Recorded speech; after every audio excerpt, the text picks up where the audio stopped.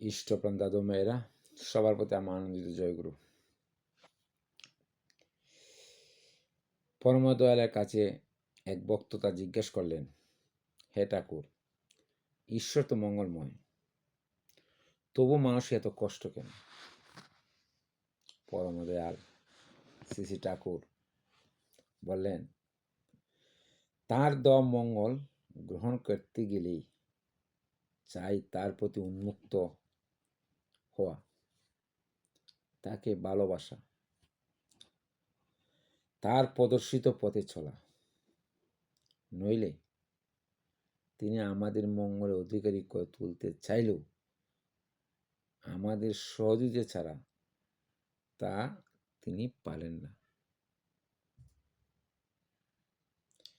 পুরীতে জগন্নাথের মন্দিরে যদি যাও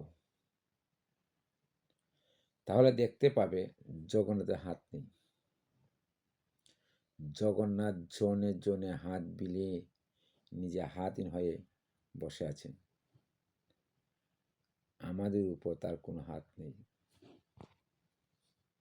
কিন্তু যেই আমরা তাকে আমাদের হাত দুইখানি দিয়ে নিবিড়ভাবে আঁকড়ে ধরব, অমনি আমরা তার হাতে চলে যাব। তখন তার ইচ্ছায় আমরা চালিত করব নিজেদের। এমনি করে আমরা সেই মঙ্গল অধিকারী হব, যে মঙ্গল তিনি আমাদের দিতে চান।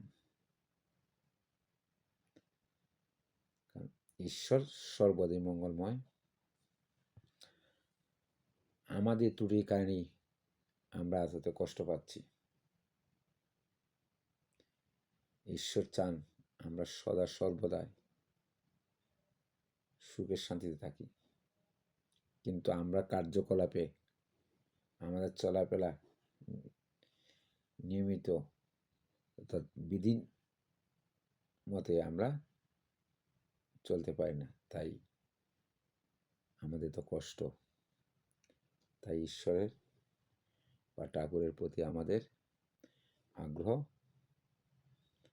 থাকতে হবে এবং তার নির্দেশ মতে চলতে হবে। জয় গুরু।